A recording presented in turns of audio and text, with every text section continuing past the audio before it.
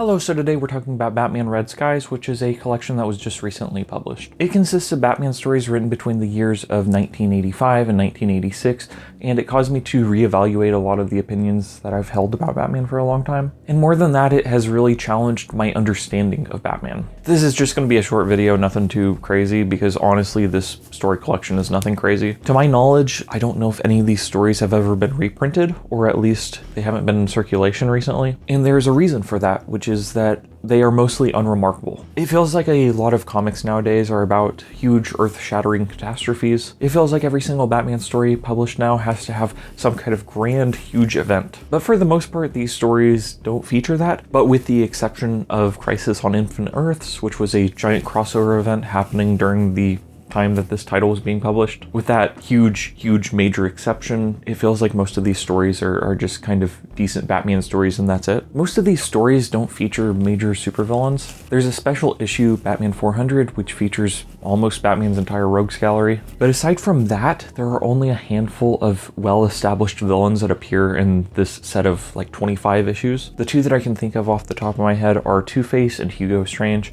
and a couple Flash villains appear early on. And you do have Noctera, who is a goth woman who would do really well now, I think. She has pale skin and black hair, and so I think that if you brought her back, I think that she would move units. And then she's being chased down by her half-brother slash one-time lover, question mark? A dude named Night Slayer, who's essentially just a man in a black morph suit, I think. He's really unremarkable, but I think there's a reason why they chose to put Noctera on the cover. All that I'm saying is that if Batman featured more goth characters nowadays, then I think it would appeal greatly to the TikTok crowd who listens to like Deftones. If you just had a different goth baddie in every Batman comic, tons of units moved. That's all I'm saying. But really, most of the dudes that Batman fights in this are just guys. You have guys like Film Freak, who's a man who's obsessed with films and who is a failed actor who wants to be known for something, and so as a result, he decides to become a villain. And he doesn't really have any gimmicks other than just yelling out phrases from movies, and also he has a gun. You have a guy named the Dark Rider, who is a man from Russia who ends up trying to put plutonium into the Gotham water supply. You have Two-Face trying to steal a sarcophagus from the Gotham Museum. And all in all,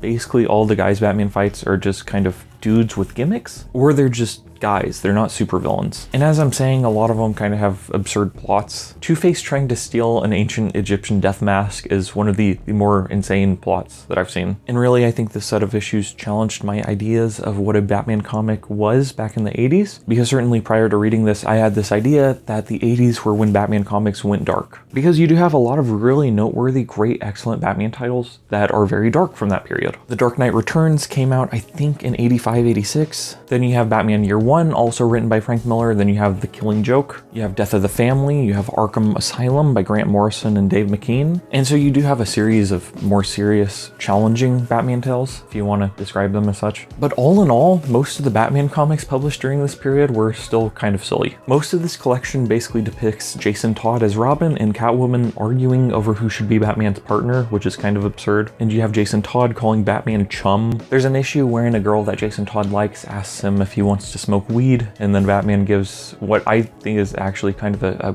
fair lecture on drug use. It's not exactly demonizing the way that I might have expected from a comic 40 years ago. Jason, it's me, your father, Batman. If you smoke that, you're going to die. But Batman, are we all going to die? Shut up.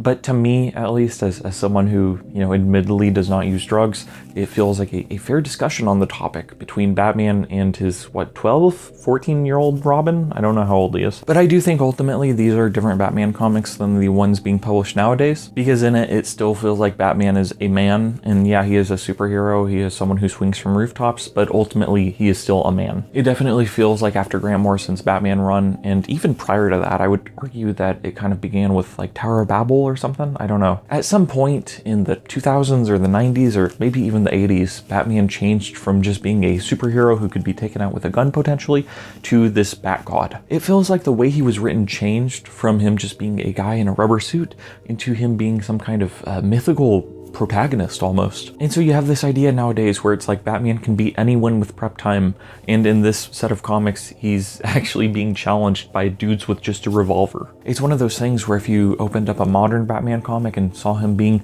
legitimately challenged by a man with just a revolver, then you would be like, what the heck is this? But in these comics from the 80s, a revolver poses a serious threat. And again, in this set of comics, Batman is really challenged by just guys, not even with superpowers. And so for the most part, I do think this collection is unremarkable, though I think it's enjoyable. I actually really love the annual that's in this collection that features Hugo Strange. All in all, it almost feels like it foreshadows Daredevil Born Again, because it kind of has the same premise, wherein a man who knows Batman's secret identity drains all his money in his accounts and makes him go homeless for a bit. And it feels like Batman 400 kind of sets the stage for Nightfall, because it's about everyone being broken out of Arkham Asylum, which is how Nightfall begins. It begins with the same sort of thing, only in this issue in 400, everyone's broken out of Arkham by Ra's al Ghul, who has this grand master plan, and then in Nightfall, Bane just breaks everyone out of Arkham Asylum to spread and sow the seeds of chaos. But really, I think this collection made me realize that the dark Batman that we often expect to see nowadays is not something that's always been the norm. Rather, I do think that the darker Batman was created over a period of many years. And so this is what I got, and I'm serious about Noctera, by the way. I think that if you just slapped a goth baddie in every Batman comic, then boom, they would be flying off the shelves like mad. So Noctera has kind of been forgotten, but I think that if you brought her back now, I think DC, all that I'm saying is that I am a great ideas man. You should hire me. I know what the kids like, and the kids like goth baddies. So thank you for watching. Have a nice night, and goodbye.